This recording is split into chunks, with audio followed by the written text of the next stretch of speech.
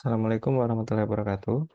Di video kali ini kita akan membahas soal yang ada di materi fisika kelas 11, yaitu tentang operasi vektor, khususnya pada bagian pengenalan konsep vektor. Oke, kita mulai dari soal nomor 1. Sebuah gaya dituliskan dalam persamaan vektor F sama dengan 4I plus 7J min 5K Newton. Nilai gaya tersebut adalah berapa? Oke, jadi yang ditanyakan di sini adalah nilai atau besar dari sebuah vektor. Dalam hal ini adalah vektor gaya. Berarti yang ditanyakan itu adalah karena gaya ya, berarti dia F, tanda mutlak. Nah, itu yang ditanya. Terus rumusnya apa kalau mencari nilai gaya? Berarti mencari nilai gaya atau F mutlak itu sama aja dengan akar dari Fx kuadrat plus Fy kuadrat plus Fz kuadrat. Ini untuk vektor yang diproyeksikan ke tiga sumbu atau tiga dimensi. Kalau misalkan dua dimensi aja, berarti hanya dua penguraian. Berarti F sama dengan akar dari Fx kuadrat plus Fy kuadrat. Gitu ya. Atau bisa juga Fx kuadrat plus Fz kuadrat. Atau bisa juga Fy kuadrat plus Fz kuadrat. Tergantung yang ditanyakan. Berarti ini untuk yang dua sumbu ya. Sedangkan yang ini untuk tiga sumbu. Kita pakai yang mana? Kita pakai tiga sumbu. Karena apa? Kita lihat dari persamaan ini. Oke, kita tulis lagi persamaannya. Vektor F itu sama dengan 4I plus 7J min 5K. Nah, apa maknanya? Jadi kalau misalkan I itu adalah vektor satuan, hasil proyeksi terhadap sumbu X. Berarti I itu nanti berkaitan dengan sumbu X. Kalau J apa? Kalau J itu berkaitan dengan sumbu Y. Sedangkan K itu berkaitan dengan sumbu Z. Jadi kalau misalkan dikatakan 4I, itu ya, itu artinya vektor F itu diproyeksikan terhadap sumbu X sebesar 4 satuan. Atau Fx-nya itu nanti sama dengan 4. Gitu ya. Kemudian 7J. Itu artinya vektor F itu diproyeksikan terhadap sumbu Y sebesar 7 satuan. Atau Fy itu sama dengan 7. Kemudian minus 5K. Artinya vektor F diproyeksikan terhadap sumbu Z gitu ya dengan sebesar 5 satuan gitu. Berarti ini Fz-nya itu adalah min 5. Jadi jangan lupa ditulis ya. Kalau minus berarti ditulis juga minus gitu. Oke. Di sini kita dapat nilai Fx, Fy dan Fz-nya. Berarti tinggal masukkan ke persamaan atau rumus untuk mencari nilai gaya di mana F mutlak sama dengan akar dari Fx kuadrat plus Fy kuadrat plus Fz kuadrat. Berarti ini sama dengan akar Fx-nya 4, Fy-nya 7, Fz-nya minus 5. Berarti ini jadi akar 4 kuadrat, berarti 16 ditambah 7 kuadrat 49, plus min 5 dikuadratin, berarti jadi positif 25 ya. Berarti 25. Maka ini menjadi akar dari 90. Akar 90 bisa diuraikan menjadi akar 9 dikali akar 10. Akar 9 adalah 3, kemudian akar 10 dibiarkan saja. Maka nilai gaya yang didapatkan itu adalah 3 akar 10 Newton. Seperti itu. Maka jawabannya adalah yang B.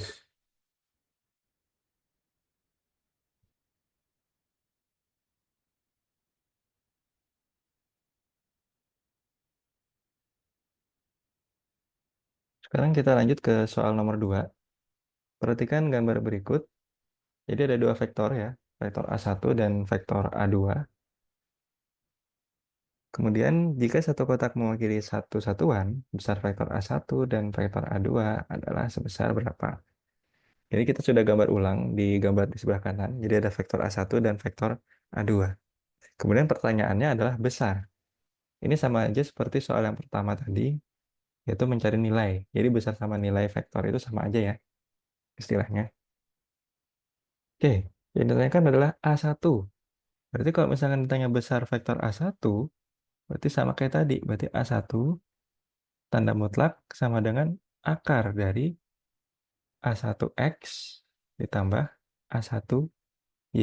Oh ya, dikuadratin ya. A1X kuadrat ditambah A1Y kuadrat. Kenapa hanya X dan Y? Karena ini hanya dua dimensi saja, yaitu ada dua sumbu ya. Sumbu X dan Y saja, tidak ada Z. Makanya hanya sampai A1X kuadrat plus A1Y kuadrat. Kemudian untuk mencari A2, besar A2, itu ya, sama saja. Berarti akar dari A2X kuadrat ditambah A2Y kuadrat. Nah, pertanyaannya, dari mana kita mendapat nilai A1X, A1Y, dan juga A2X dan A2Y? Jadi kita harus menguraikan dulu vektor A1 dan A2 ini ke sumbu X dan sumbu Y. Pertama kita uraikan dulu yang A1 ya. Jadi A1 kita tarik garis putus-putus menuju ke sumbu X dari ujung vektor. Jadi ujung vektor ini yang ada panahnya ini ya. Jadi kita tarik berarti ke sumbu X.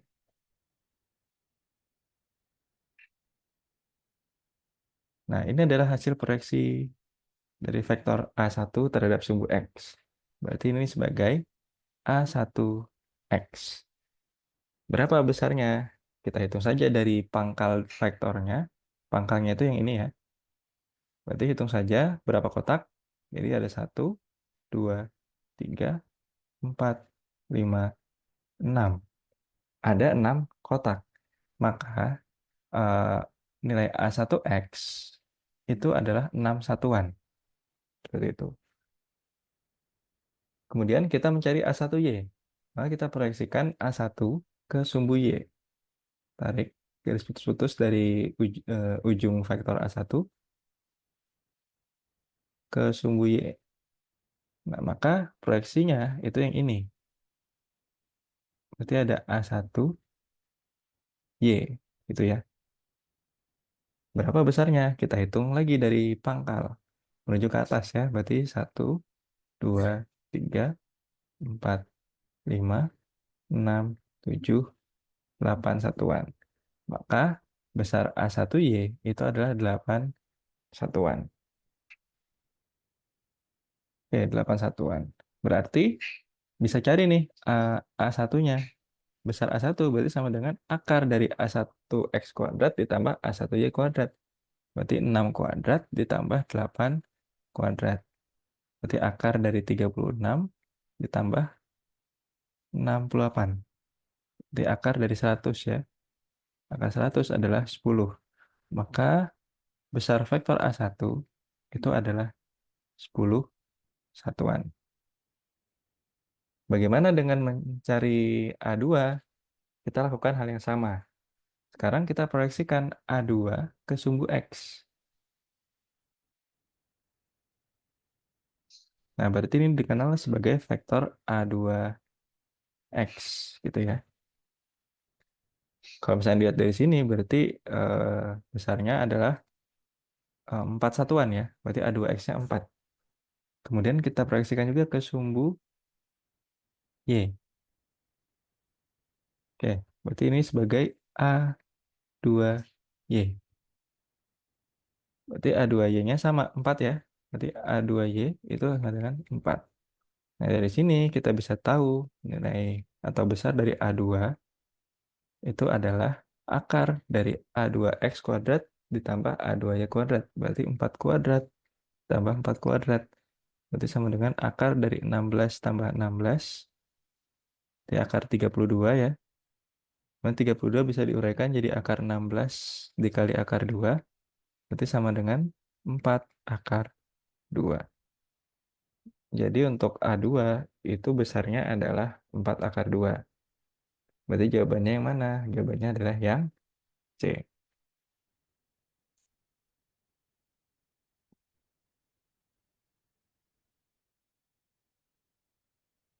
Kita beralih ke soal nomor 3. Jadi sebuah vektor memiliki pangkal koordinat pada titik A 2,1 dan ujung pada titik B itu 5,3. Persamaan vektor tersebut adalah, oke. Jadi sebelumnya kita harus mengetahui dulu bagian dari vektor itu apa saja gitu ya. Oke, misalkan kita gambarkan dulu vektor.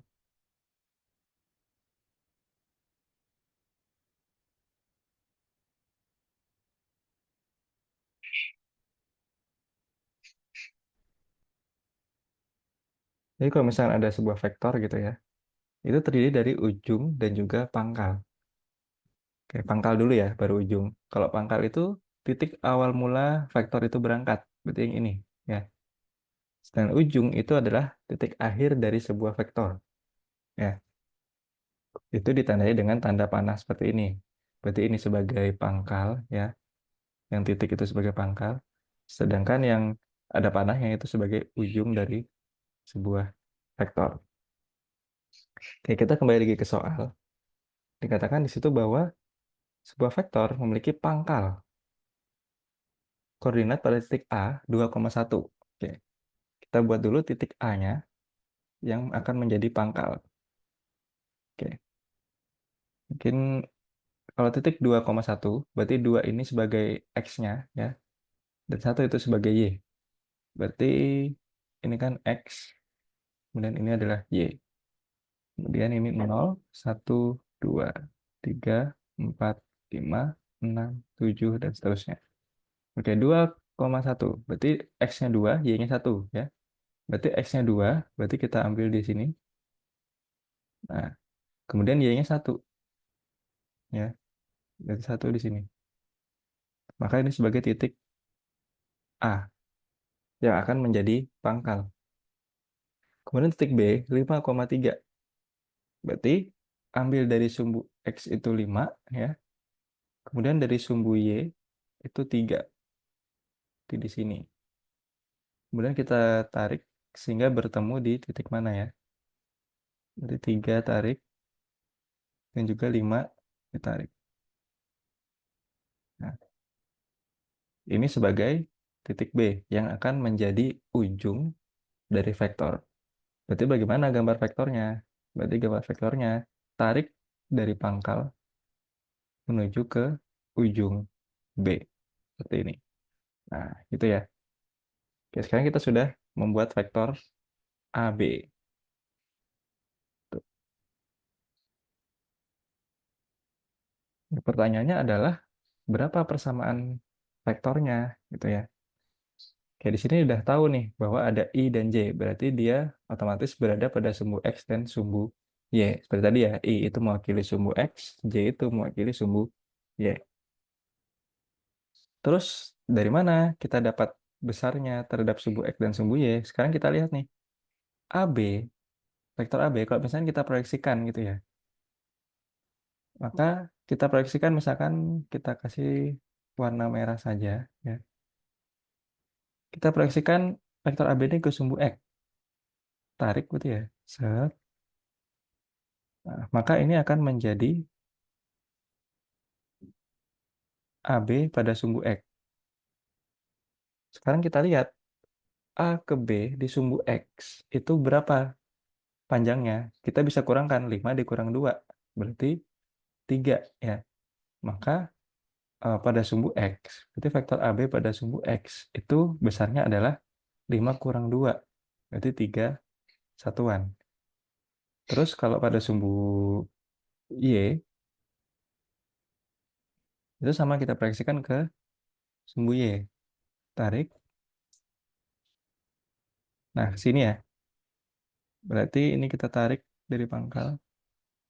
Nah, ini adalah vektor AB terhadap sumbu Y. Berapa panjangnya atau besarnya? Kita hitung saja. Berarti ini kan dari A naikkan ke atas gitu ya. Kita lihat di sini ujung sini itu 3, yang di pangkalnya adalah 1. Berarti 3 dikurang 1 gitu ya. Berarti ABY itu adalah 3 dikurang 1. Berarti 2 gitu. Nah, dari sini bisa kita tulis bahwa vektor AB itu memiliki besar ABXI, ya kan? Ditambah ABYJ.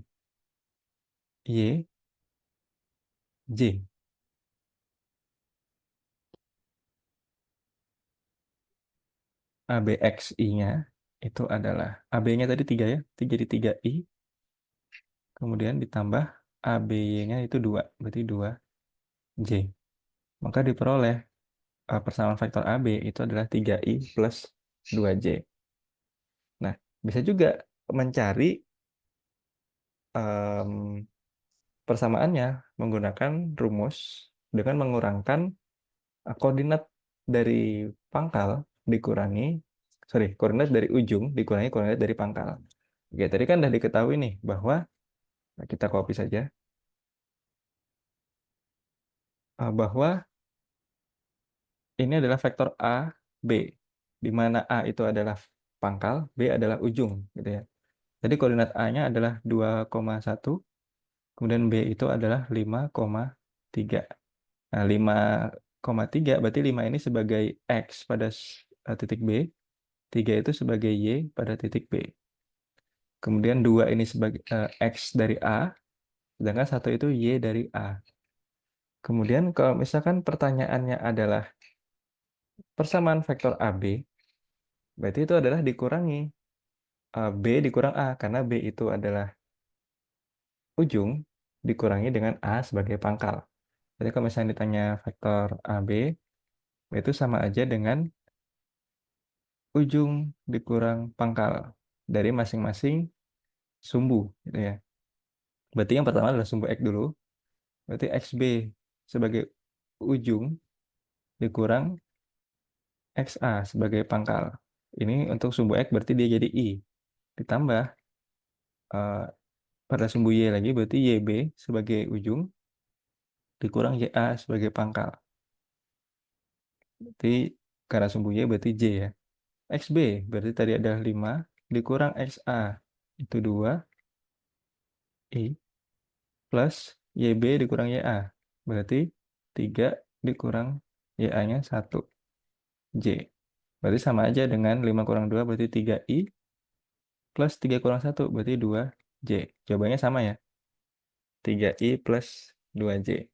Tapi perlu hati-hati dalam rumus yang terakhir, tidak boleh terbalik antara ujung dan pangkal ya.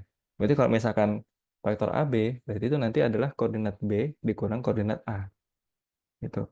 Kalau misalkan kebalikan, ditanyakan vektor BA, berarti nanti menjadi koordinat A dikurang koordinat B. Seperti itu. Oke, berarti jawaban yang benar itu adalah yang C ya.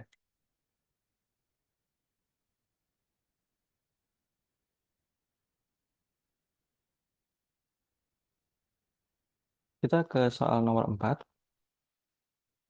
Perhatikan gambar berikut. Jadi ada gambar vektor kecepatan gitu ya, yang berada pada sumbu X dan Z, di mana eh, vektor kecepatan ini memiliki sudut sebesar theta terhadap sumbu X gitu ya.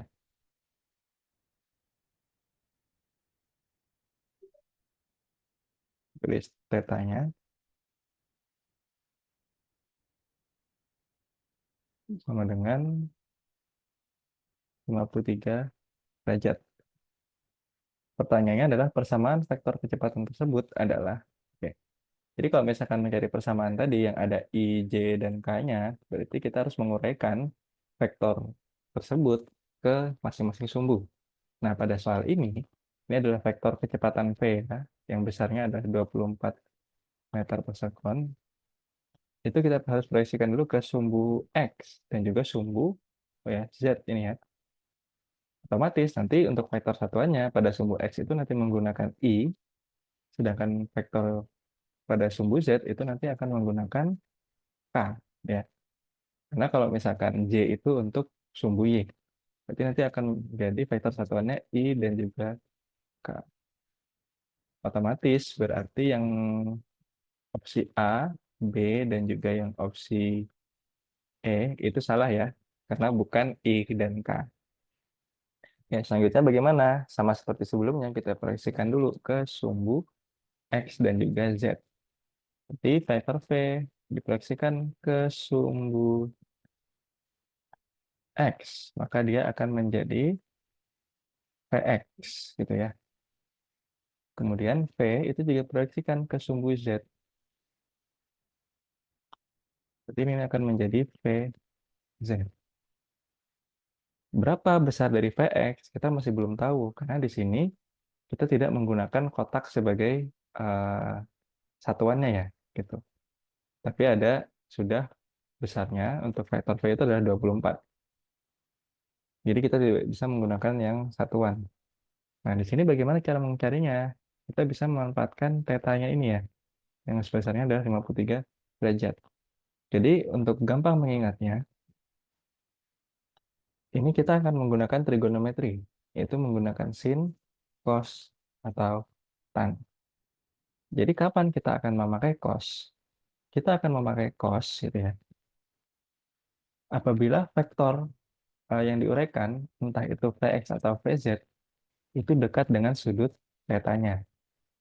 Jadi cos itu dipakai ketika vektor itu dekat sudut, atau dekat dengan sudut.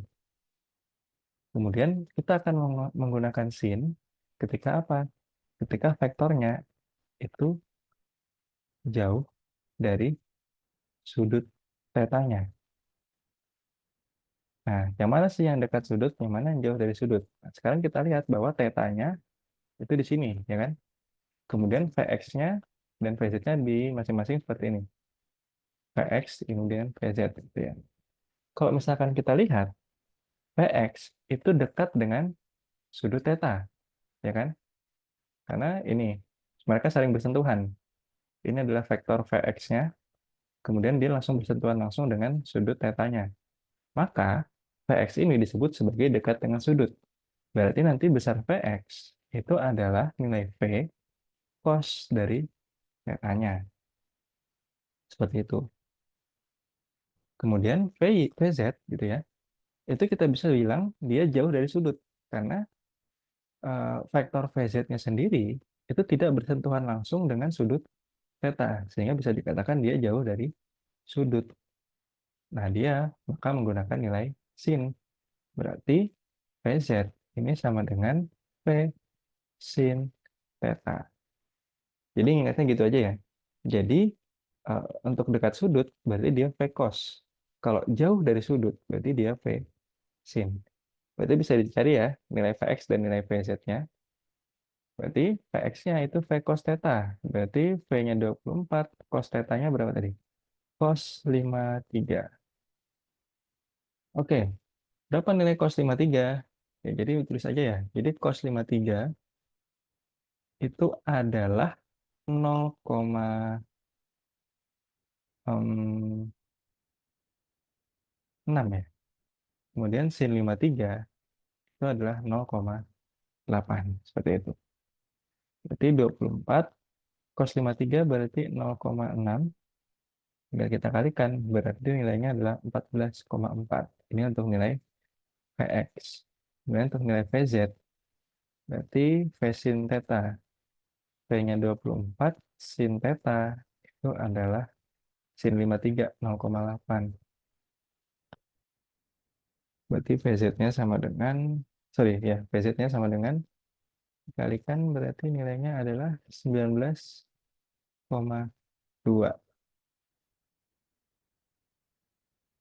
Berarti Vx-nya 14,4, VZ-nya 19,2. Berarti kalau misalnya ditanya persamaannya, berarti vektor V itu besar persamaannya adalah Vxi, ya kan? Ditambah Vz K, ya, karena pada sumbu Z. Berarti Vx-nya adalah 14,4, ditambah VZ-nya adalah 19,2. Oh ya, lupa. Jadi 14,4 I plus 19,2 J. Ya, positif. Berarti jawabannya adalah yang C. Tuh.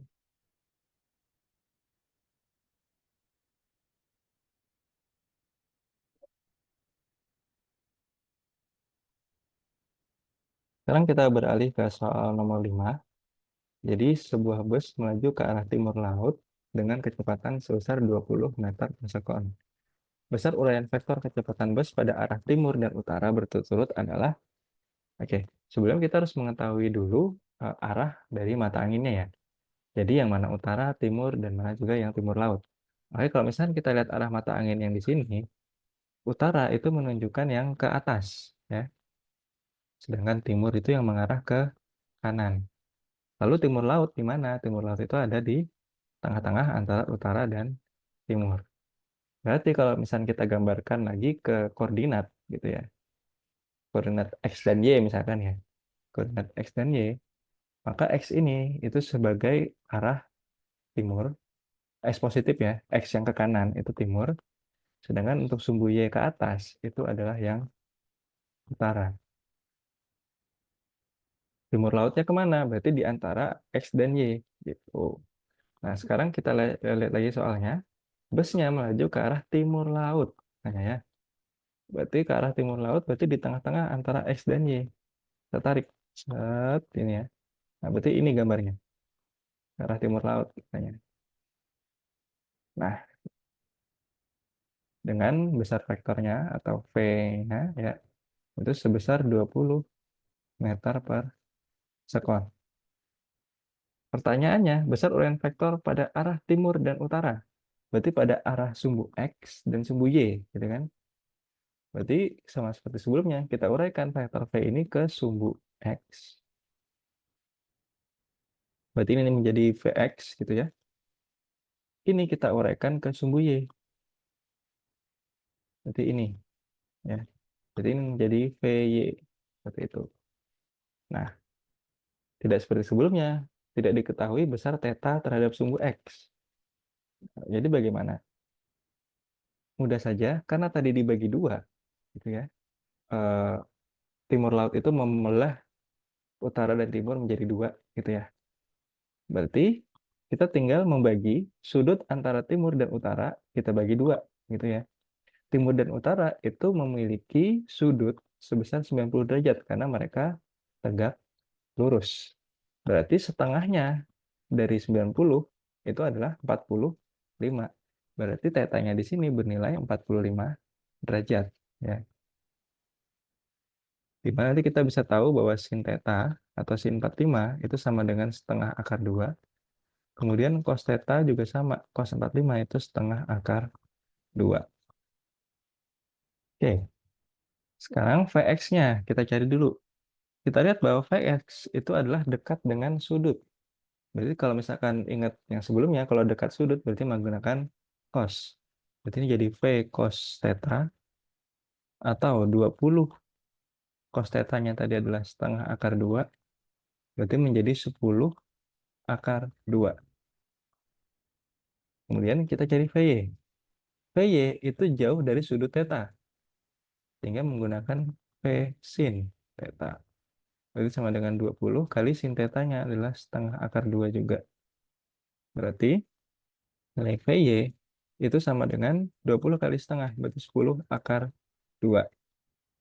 Nah, artinya pada arah timur atau Vx gitu ya, itu memiliki kecepatan sebesar 10 meter per 10 akar 2 meter per sekon. Sedangkan pada arah utara, dia bergerak dengan kecepatan 10 akar 2 meter per sekon. Dilihat dari nilai Vy-nya. Gitu. Berarti untuk jawaban yang benar adalah yang C.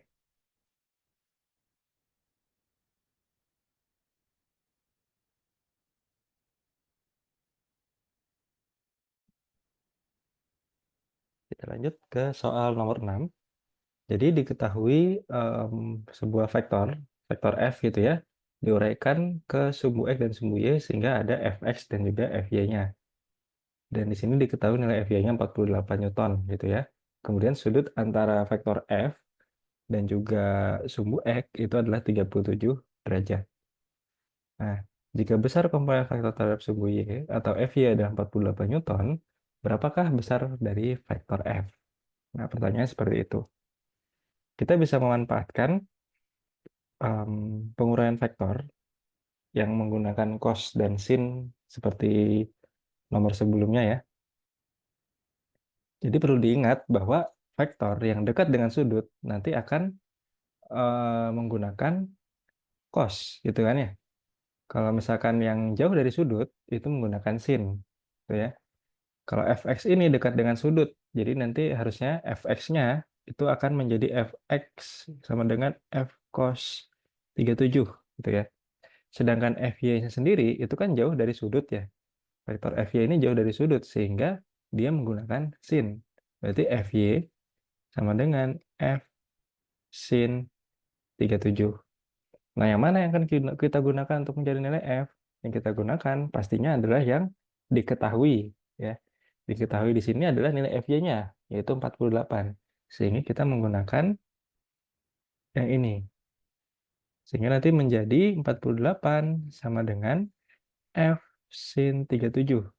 Nah, sin 37 sendiri itu bernilai 0,6. Jadi kalau misalkan ditanyakan besar vektor f, gitu ya, besar vektor f itu adalah 48 dibagi 0,6.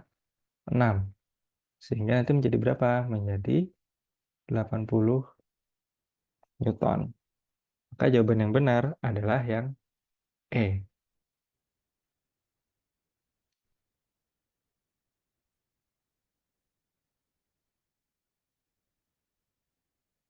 Sekarang kita beralih ke soal nomor 7.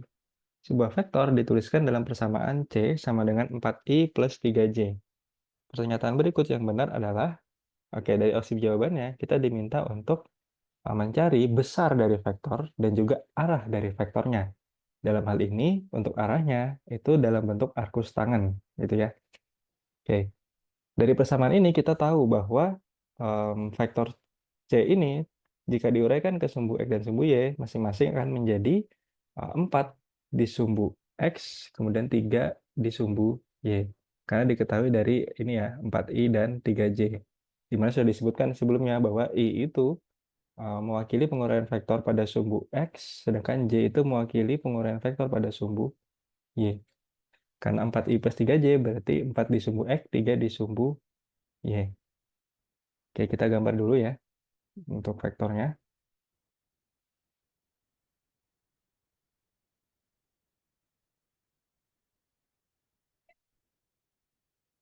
Oke, 4 di sumbu X ya. 1, 2, 3, 4. Kemudian 3 di sumbu Y. Ini. Tinggal kita tarik. Dan bertemu di titik ini. Maka ini akan menjadi ujung dari vektornya. Kita gambar vektornya. Mungkin berwarna merah ya. Kita tarik dari pangkal ke ujung seperti ini. Nah, ini adalah vektor C.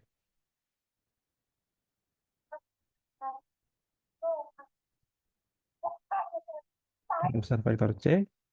Kemudian ini adalah CX. Dan ini adalah CY-nya. Di mana CX-nya panjangnya adalah 4, sedangkan CY panjangnya adalah 3. Kalau untuk mencari nilai besarnya, itu seperti yang tadi ya, seperti soal sebelumnya. Kalau misalkan dicari besar C, vektor C, itu tinggal akar dari CX kuadrat ditambah dengan CY kuadrat. Jadi jadi akar dari 4 kuadrat ditambah 3 kuadrat. Berarti akar dari 16 ditambah 9. Akar 25. Akar 20 sendiri adalah 5. Maka besarnya dari vektor C itu adalah 5. Begitu. Oke, sekarang arahnya.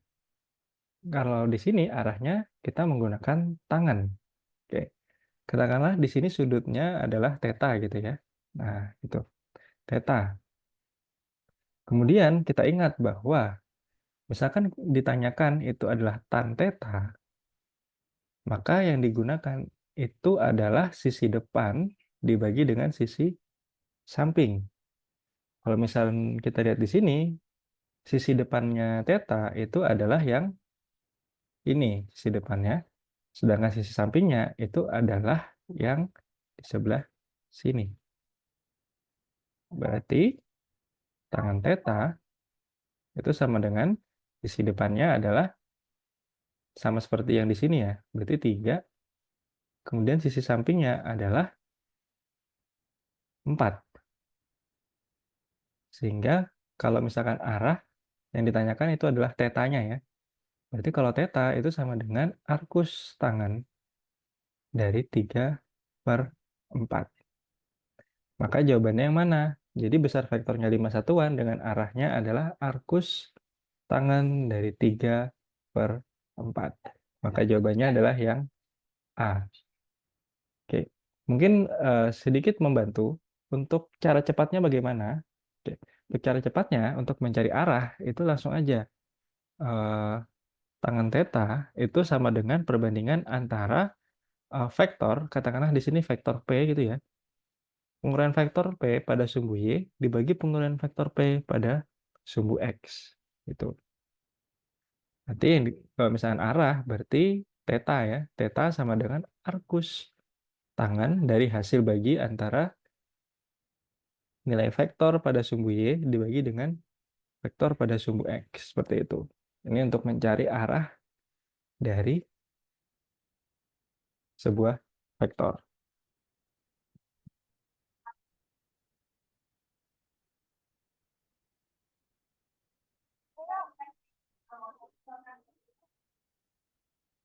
Baik, kita akan menyelesaikan soal nomor 8. Jadi diketahui sebuah vektor gaya F sebesar 50 Newton membentuk sudut 127 derajat terhadap sumbu X. Besar masing-masing vektor uraiannya adalah, berarti yang ditanya itu adalah Fx dan juga Fy. Nah, untuk gambarnya sendiri itu bisa dilihat pada gambar yang di samping soal. Gitu ya. Jadi F itu memiliki sudut sebesar 127 derajat terhadap sumbu X positif gitu ya. Nah, langkah pertama yang harus dilakukan untuk menyelesaikan ini seperti biasa, yaitu menguraikan vektor F ke sumbu X dan sumbu Y. Jadi kita tarik vektor F ujungnya menuju sumbu X. Maka ini nanti yang disebut sebagai Fx. Begitu juga dengan ke sumbu Y, kita tarik. Nah, ini akan menjadi Fy gitu ya. Nah, sekarang yang menjadi pertanyaan adalah sudutnya bagaimana? Biasanya kan kita menggunakan sudut yang kurang dari 90 derajat, gitu ya. Nah, ini lebih dari 90 derajat, yaitu 127 derajat. Nah, jadi tidak usah bingung, kita bisa menggunakan sudut yang lancip juga, yaitu menggunakan sudut sisa dari 127 ini. Kalau misalkan kita lihat, dalam sebuah garis lurus kan itu membentuk sudut 180. Apabila sudah terisi 127 derajat, berarti di sini kita ambil sebagai tetanya, itu berapa? Jadi tinggal dikurang 180 dikurang 127, yaitu adalah 53 derajat. Nah, maka sudut ini yang akan kita gunakan untuk menentukan Fx dan Fy-nya. Itu. Ya, mungkin kita hilangkan dulu untuk sudut-sudut yang lain. Jadi kita menggunakan 53 derajat saja. Oke. Seperti biasa, kalau misalkan Fx itu dekat dengan sudut, berarti dia menggunakan cos. Maka di sini Fx itu adalah F cos theta. F-nya 50, cos theta-nya cos 53. Cos 53 itu berapa? Cos 53 adalah 0,6. Sehingga nilai Fx adalah 30 Newton. Mungkin di sini kita harus memperhatikan arah dari uh, vektor Fx-nya. Kita lihat di sini bahwa vektor Fx itu mengarah ke sumbu X negatif, sehingga biasanya ini nanti kita memberi tanda negatif yang menandakan dia bergerak atau uh, memiliki arah ke sebelah kiri. Kemudian kita cari lagi nilai Fy. Karena Fy jauh dari sudut, berarti menjadi F sin theta. F-nya 50, kemudian sin 53. Sin 53 sendiri itu adalah 0,8. Apabila kita kalikan akan menjadi nilai 40 Newton. Positif karena eh, vektor Fy itu mengarah ke sumbu Y positif. Ini kan Y positif seperti itu. Oke, berarti untuk jawabannya adalah yang D. Kenapa di sini nggak ada tanda negatif? Karena negatif di sini menandakan dia itu mengarah ke kiri saja. Jadi kalau besarnya tetap 30 Newton. Minus itu menandakan dia mengarah ke kiri. Seperti itu.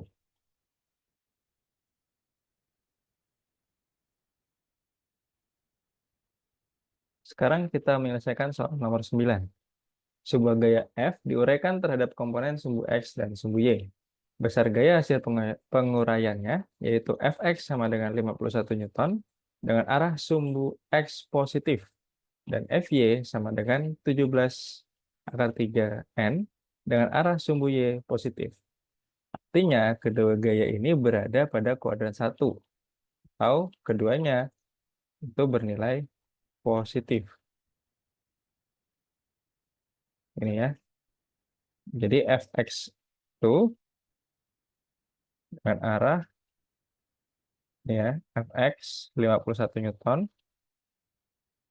sedangkan Fy itu mungkin kita taruh di sini karena lebih kecil. Fy-nya itu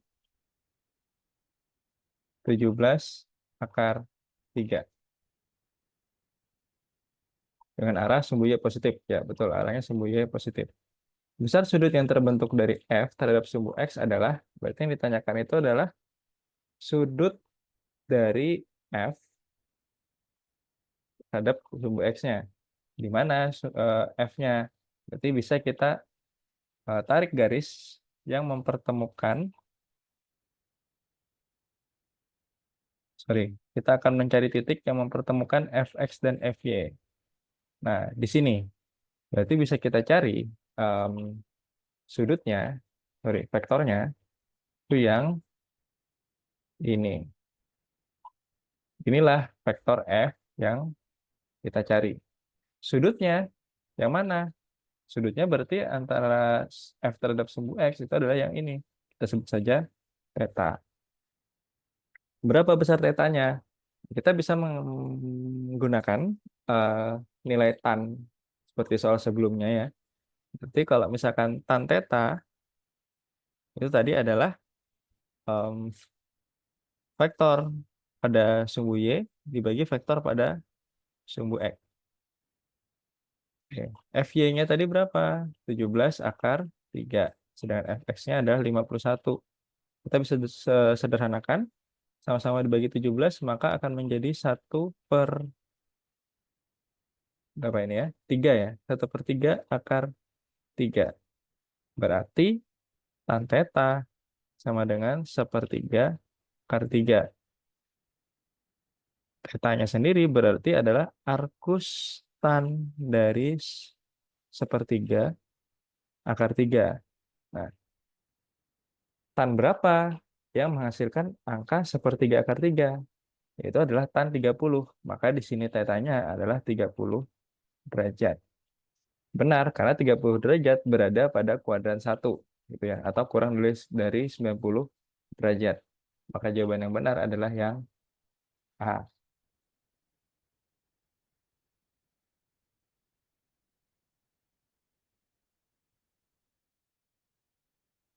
Selanjutnya kita akan menyelesaikan soal nomor 10. Jadi diketahui ada dua vektor ya, F1 sebesar 36 Newton dan F2 sebesar 48 Newton. F1 sendiri itu berada pada kuadran 1, sedangkan F2 berada pada kuadran 2. Berdasarkan faktor di atas, pernyataan yang benar adalah berapa? Oke, ini kita perbesar gambarnya. Jadi kalau misalkan lihat dari opsi jawabannya, itu eh, kita harus mencari besarnya, kemudian arahnya, gitu ya, dari proyeksi atau uraian dari masing-masing gaya. Jadi kita cari dulu nih, ini F1, ini menjadi F1X gitu ya, yang arahnya ke kanan.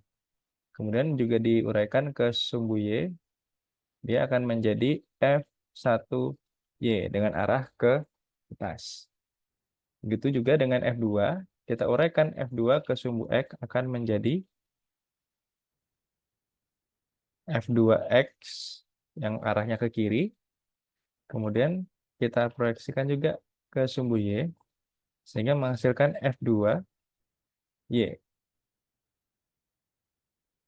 yang arahnya ke atas. Nah, selanjutnya kita akan mencari nilai dari masing-masing eh, vektor yang diuraikan tadi ya. Tapi sebelumnya kita mungkin mencari dulu nih sin 37 dan cos 37 ya. Nah, sin 37 itu adalah 0,6. Artinya kalau misalkan cos 37 itu berarti adalah 0,8. Seperti itu ya. Oke. Selanjutnya kita lakukan ya seperti biasa ya, mencari nilai f1x. Nanti f1x kita lihat dia f1x ini dekat dengan sudut 37 derajat. Sehingga dia menggunakan cos. Berarti ini jadi f1 cos 37. Berarti sama dengan 36 dikali dengan cos 37 tadi 0,8. 36 dikali 0,8 adalah 28,8 Newton. Kemudian kita cari juga untuk F1Y. Karena F1Y ini jauh dari sudut 37 derajat, maka kita menggunakan sin. Berarti F1 sin 37 derajat. Sama dengan 36 dikali sin 37 adalah 0,6. Berarti 36 dikali 0,6 adalah 21,6 Newton. Sudah selesai dengan F1, kita cari lagi yang F2. F2X berarti kita lihat F2X ini dekat dengan sudut 37 derajat. Sehingga kita tulis F2-nya itu adalah F2 cos 37. Berarti sama dengan 48 dikali 0,8 adalah 38,4 Newton. Kemudian F2Y. Karena F2Y jauh dari sudut 37 derajat yang ada di sebelah kiri, berarti kita menggunakan sin. Berarti F2 sin 37 derajat sama dengan 48 dikali 0,6. 48 dikali 0,6 adalah 28,8 Newton. Sekarang tinggal kita cari yang mana pernyataan yang benar. Untuk pernyataan A, besar dan arah F1X sama dengan F2X. Oke, kita lihat F1X dan F2X. Kita lihat dari besarnya mereka berbeda. Dengan arahnya pun juga berbeda. Artinya untuk opsi A itu salah.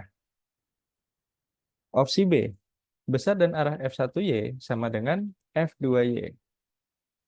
F1Y dan F2Y. Besarnya berbeda ya, walaupun arahnya sama, yaitu sama-sama ke atas. Artinya yang B juga salah, karena besarnya berbeda. Opsi C, nilai F1X lebih besar dari F2X. Oke, kita lihat F1X sama F2X. F1X itu lebih kecil ya dari F2X, sehingga yang C itu juga salah. Kemudian nilai F1Y lebih besar dari F2Y. F1Y dan F2Y. Harusnya F1Y itu lebih kecil ya daripada F2Y. Berarti yang D juga salah. Yang terakhir, F1X dan F2Y itu nilainya sama. F1X dan juga F2Y. Kita lihat nilainya sama-sama 28,8. Maka jawaban yang benar itu adalah yang pernyataan E.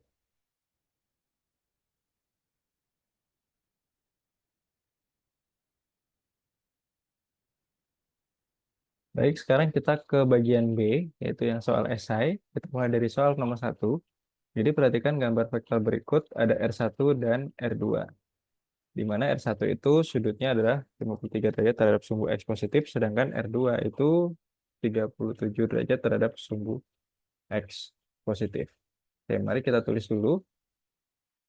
Untuk yang R1 itu kita buat warnanya merah, ya. Dan R2 kita buat yang biru. R1 itu memiliki sudut sebesar 53 derajat.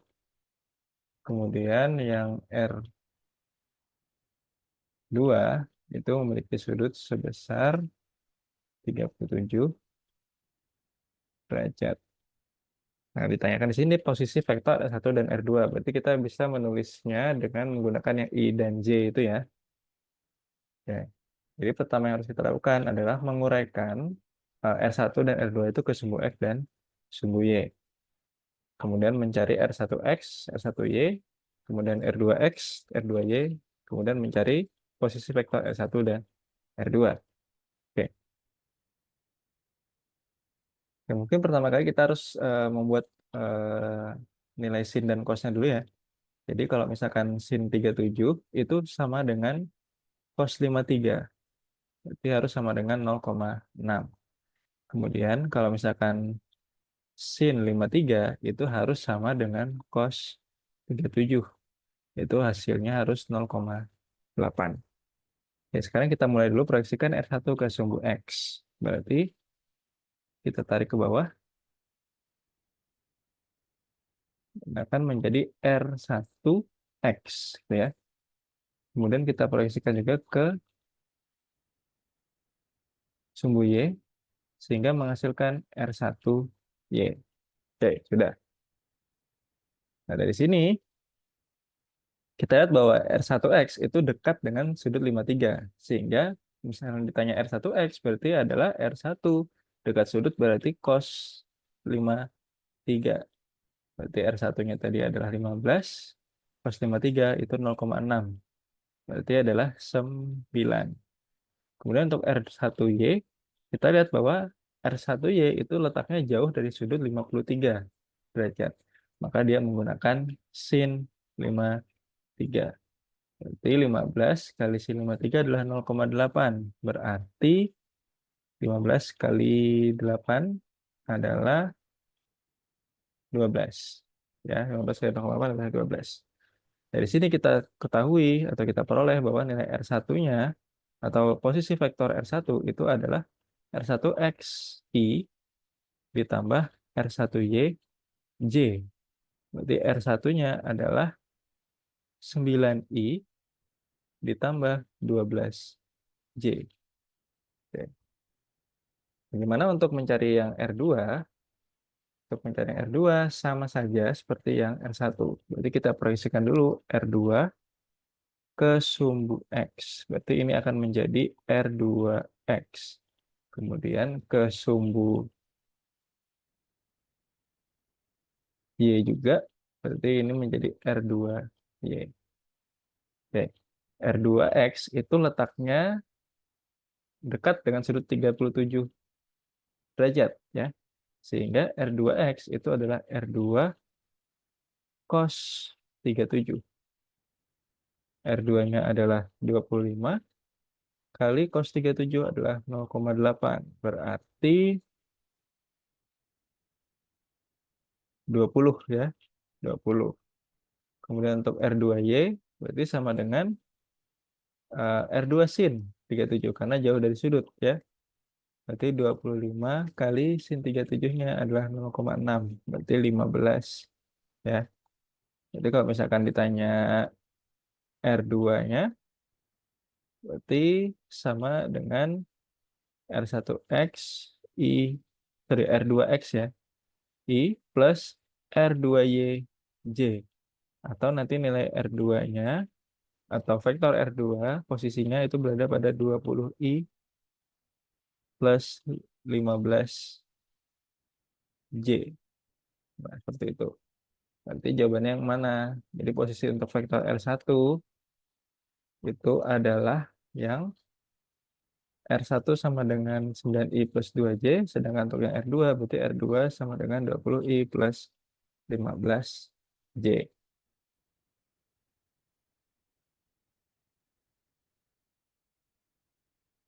Sekarang kita bahas soal nomor 2. Jadi ada sebuah benda dipengaruhi dua gaya yang dituliskan dalam persamaan F1 sama dengan 5I plus 12J dan F2 sama dengan min 4I plus 3J.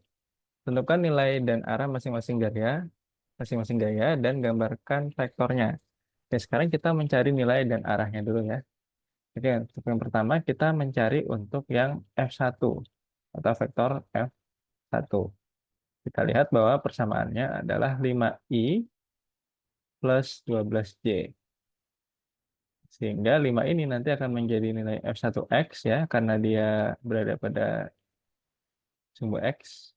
Atau karena ini ada I ya, I itu adalah vektor satuan pada sumbu X. Kemudian 12 ini sebagai F1Y. Karena di situ ada vektor satuan J yang menandakan dia berada pada sumbu Y. Kemudian untuk mencari nilainya, berarti kita menggunakan F1 tanda mutlak sama dengan akar dari F1X kuadrat ditambah F1Y kuadrat. Berarti akar dari 5 kuadrat ditambah 12 kuadrat. Jadi akar dari 25 ditambah 144 berarti sama dengan akar 169. Berarti nilai dari F1 itu adalah 13. Bagaimana untuk arahnya? Oke, untuk arahnya sendiri, kita tulis di sini saja. Untuk arah, itu kita menggunakan arkus tangan ya. Berarti arahnya itu theta sama dengan arkus tangan dari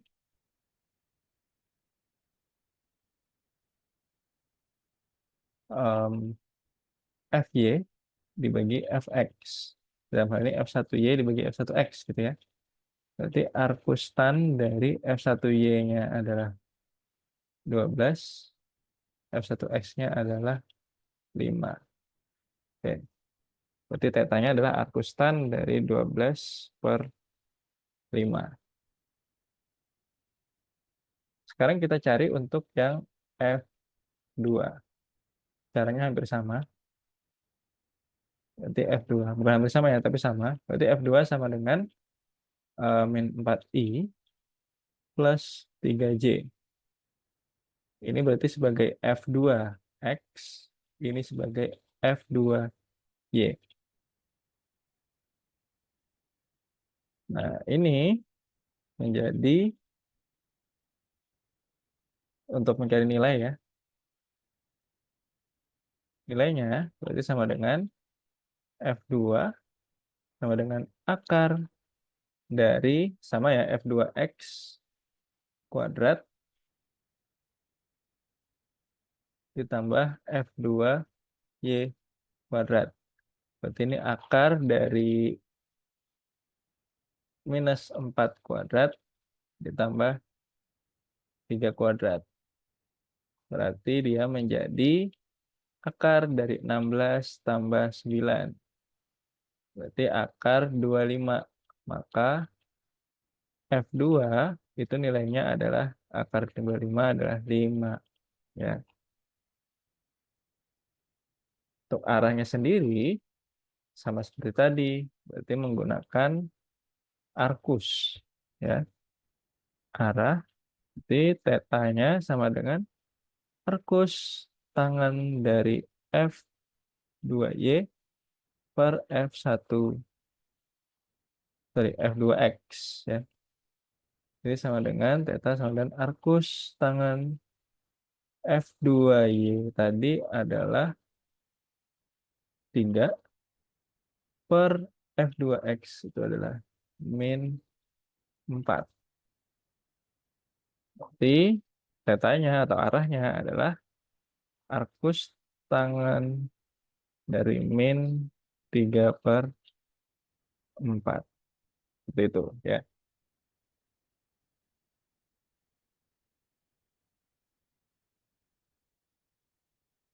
Oke, sudah dapat untuk nilai dan arah. Sekarang kita akan mencari em, gambar atau menentukan gambar dari vektor-vektornya. Yang pertama kita akan gambar dulu untuk yang F1 ya. Kita ketahui bahwa F1-nya adalah 5i plus 12j. Artinya 5 satuan pada sumbu X dan 12 satuan pada sumbu Y. Berarti 5 pada sumbu X, kemudian 12 pada sumbu Y. 1, 2, 3,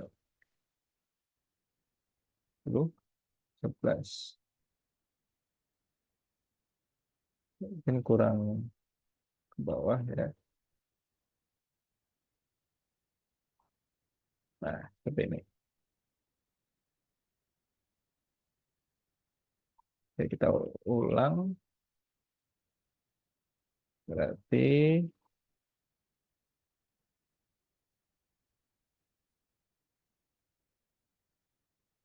5i plus 2j, 12j, berarti 5 pada sumbu X dan 12 pada sumbu Y. 1, 2, 3, 4, 5, 6, 7, 8, 9, 10, 11, 12. Sini ya.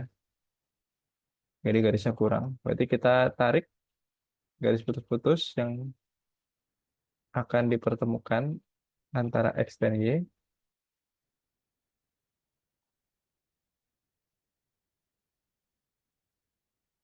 Oke, titik temunya adalah yang ini. Berarti untuk F1 kita gambarkan tarik dari koordinat 0,0, tarik hingga sampai di titik temunya. Ini kita nanti sebut sebagai F1. Nah, bagaimana untuk yang F2? Min 4i plus 3j, artinya min 4 pada sumbu X dan 3 pada sumbu Y. Berarti min 4 itu, kita pakai warna biru aja. Min 4 berarti di sini. Sedangkan 3 berarti di sini. Kita tarik garisnya dan bertemu di titik ini. Itu ya. Tarik dari koordinat 0,0 sama seperti yang tadi ke titik pertemuan ini. Nah, maka ini sebagai nilai F2. Ya,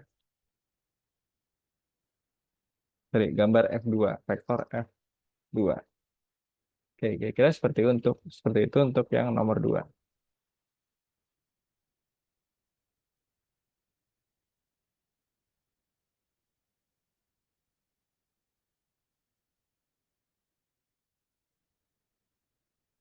Sekarang kita ke soal nomor 3. Jadi ada sebuah bandul berayun pada sebuah tali. Bandul bergerak dengan gaya F sama dengan 5 Newton dan tegangan tali sebesar T sama dengan 20 Newton. Gaya berat bandul seberat atau sebesar W sama dengan 10 Newton dan ayunan bandul seperti gambar berikut. Gambarkan uraian vektor tersebut dan tentukan besar komponen-komponen vektor pada sumbu X dan sumbu Y. Artinya sekarang kita harus menguraikan dulu vektor-vektornya, ya. Oke, mungkin yang pertama kita harus tahu dulu nih, mana sih yang gaya F, mana sih yang tegangan tali, mana sih yang gaya berat. Oke, pertama adalah gaya F 5 Newton dulu. Gaya F 5 Newton ini, kalau dalam gambar ini, itu adalah yang searah dengan arah pergerakan bandulnya, yaitu yang mana? Berarti yang ini, itu ya. Berarti ini kita tulis sebagai F, gitu ya. F. Kemudian ada gaya berat. Gaya berat bandul itu selalu mengarah ke inti bumi atau ke sumbu Y negatif gitu ya. Oke, ini dulu ya. Ini adalah X positif, ini Y positif. Berarti kalau yang ke bawah itu Y negatif gitu ya. Berarti kalau misalkan eh, gaya berat bandul berarti yang mengarah ke bawah atau ke inti bumi. Berarti kita tarik dari bandul ini ke bawah. Nah, ini sebagai gaya berat W. Oke, mungkin kita ubah dulu aja warnanya ya. Warnanya kita pakai yang warna merah saja biar kelihatan. Nah, ini W sebagai F. Kemudian mana yang tegangan tali? Nah, kita lihat di sini talinya adalah yang ini, ya. Fungsi tali ini menahan agar bandul tidak terpental ke sana, seperti itu kan ya.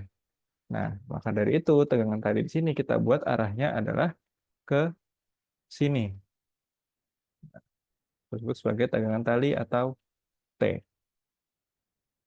Setelah kita dapatkan gaya-gayanya, selanjutnya adalah kita uraikan ke sumbu X dan sumbu Y. Yang pertama yang F dulu, kita uraikan F ini ke sumbu X, berarti tarik ke sini.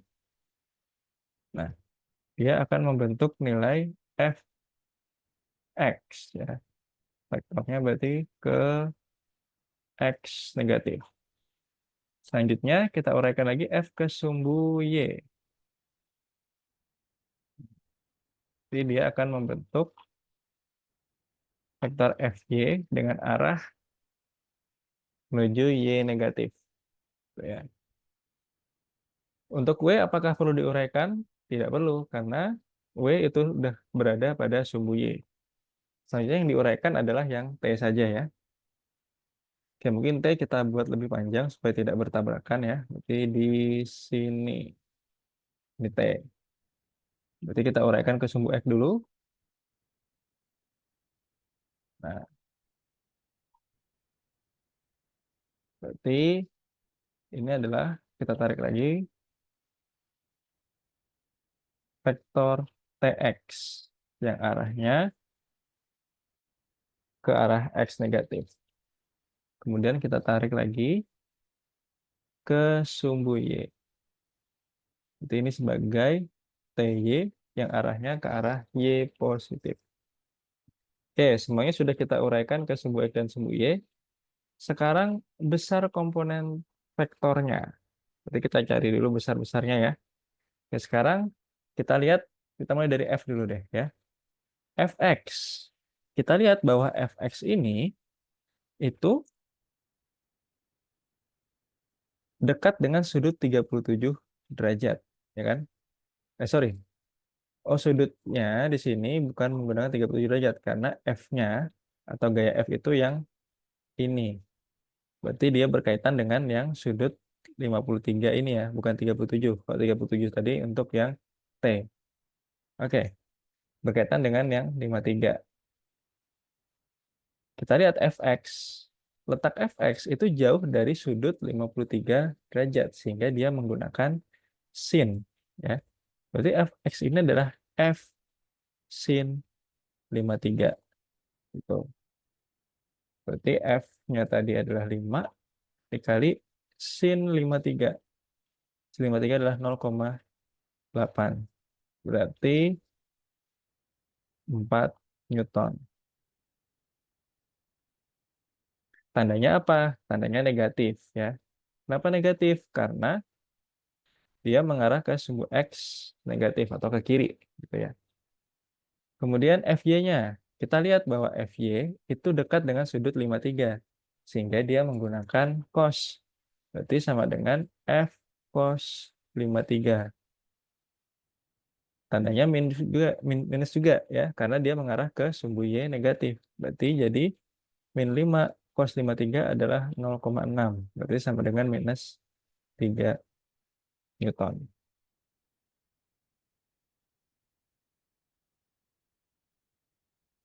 Oke, untuk sumbu X dan Y pada berkaitan dengan gaya F sudah selesai. Selanjutnya kita ke W. Atau gaya berat tidak perlu diuraikan ya tadi ya. Gaya beratnya tetap 10 Newton. Selanjutnya yang perlu kita uraikan tadi adalah yang tegangan tali ya. Yang TY kita lihat bahwa, sorry, TX dulu ya. TX. TX itu dekat dengan sudut 37 derajat sehingga dia menggunakan cos. Berarti TX sama dengan T cos 37. Berarti sama dengan 20. Cos 37 itu berarti sama dengan sin 3 ya. Berarti 0,8. Berarti dikali hasilnya adalah 16 Newton. Kemudian untuk T pada sumbu Y atau TY itu jauh daripada sudut 37. Jauh dari sudut 37 sehingga menjadi T sin 37. T-nya 20, sin 37 itu adalah 0,6. Berarti sama dengan 12 Newton. Oke, jadi sudah diuraikan ya. Dan juga diketahui besar-besar komponen-komponennya. Jadi fx-nya minus 4, fy-nya minus 3, y-nya 10. Kemudian tx-nya 16. Oh ya, kelupaan. Kita lihat di sini bahwa tx itu arahnya ke sumbu x negatif, sehingga nanti bernilai negatif harusnya. Berarti negatif 16. Kemudian ty itu ke atas. Ya, kalau ke atas atau ke arah sumbu y positif, berarti positif saja. Ya, berarti tetap ty-nya 12. Ya, mungkin itu jawaban untuk yang nomor 3.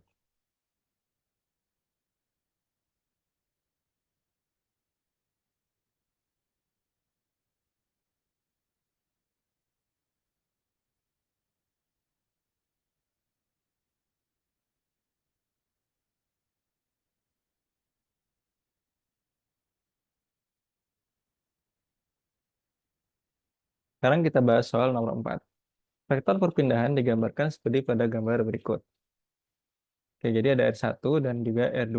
Tentukan perbandingan R1 banding R2 untuk sumbu X dan R1Y banding R2Y. Gitu ya. Sama seperti biasanya, berarti kita uraikan dulu untuk vektornya.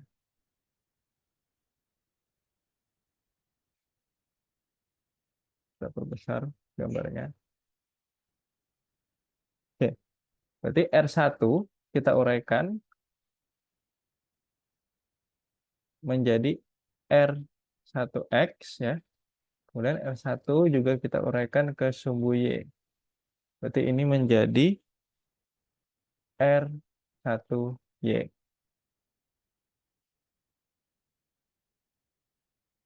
Kemudian R2 juga ke sumbu X. Ini R2X. Kemudian ke sumbu Y. Ini sebagai R2Y. Oke, kita cari besarnya lagi. Oke. R1X berarti kita lihat dia dekat dengan sudut 60 derajat. Berarti R1X adalah R1 cos 60. Berarti 54 dikali setengah. Jadi 54 dibagi 2 ya. Itu adalah 27. Nilainya positif karena ke arah X positif. Kemudian R1Y itu jauh dari sudut. Berarti R1 sin 60. Berarti menjadi 54 sin 60 adalah setengah akar 3. Berarti 27 akar 3. Oke, untuk arahnya positif ya. Arahnya ke atas jadi positif. Gitu. Kemudian kita yang ke R2. Jadi R2X sekarang dekat dengan sudut 30. Berarti menjadi R2 sin 30. Sorry, cos ya kalau dekat sudut. Sorry. Berarti R2 cos 37 derajat. Berarti 42 kali setengah akar 3. Berarti 21 akar 3. Untuk tandanya harusnya negatif karena dia mengarah ke kiri. Kemudian ada R2Y, berarti R2 sin 30 karena jauh dari sudut. Berarti 42 kali setengah. Ini sama dengan 21. Tandanya positif aja ya, karena dia mengarah ke atas. Tapi pada perbandingan nanti kita tidak menggunakan negatifnya. Ya, karena di sini kan besarnya gitu ya. Yang ditanya perbandingannya gitu. Sedangkan minus itu nanti berkaitan dengan arahnya.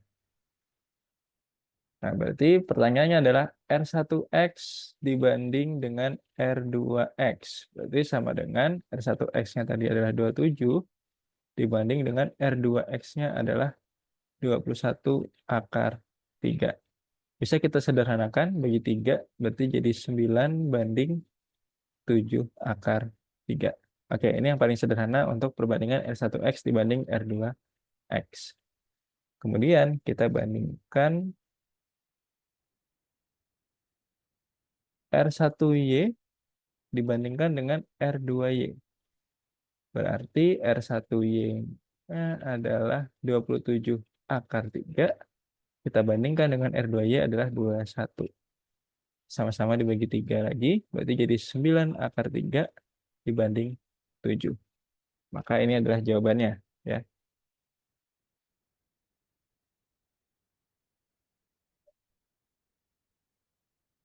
Jadi saya kotaki ini. Nah, itu untuk R1X banding R2X. Kemudian yang di bawah ini adalah R1Y banding R2Y.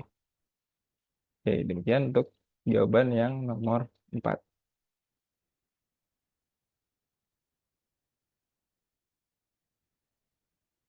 Sekarang kita ke soal terakhir yaitu nomor 5. Perhatikan gambar ketiga vektor berikut. Jadi ada vektor F1, F2, dan F3 dengan sudut masing-masing. F1 itu 30 derajat terhadap sumbu X, F2 itu 37 derajat, dan F3 itu 45 derajat. Tapi dia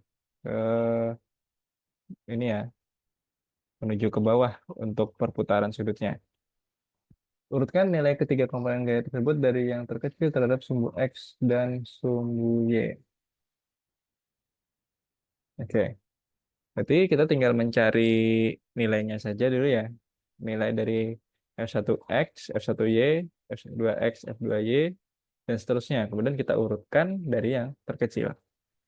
Oke.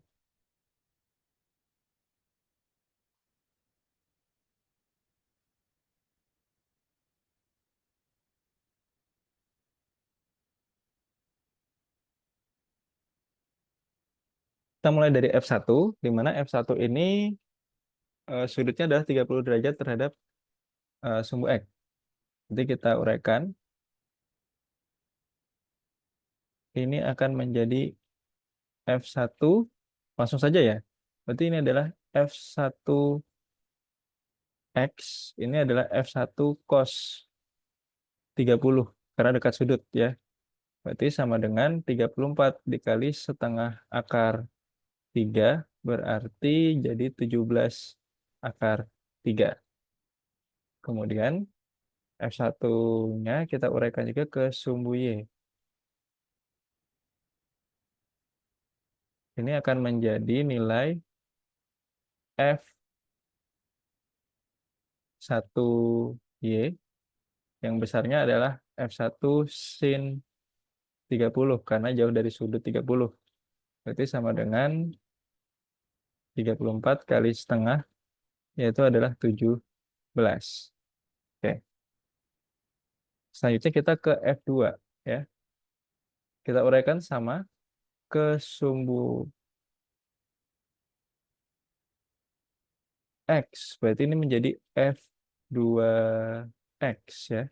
F2X-nya sendiri karena ini berkaitan dengan 37 derajat ya.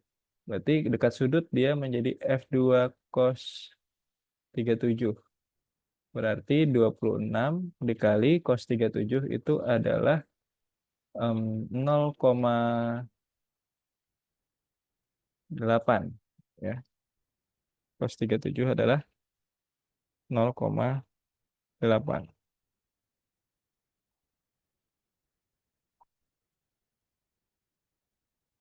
Kemudian kita uraikan juga ke sumbu Y.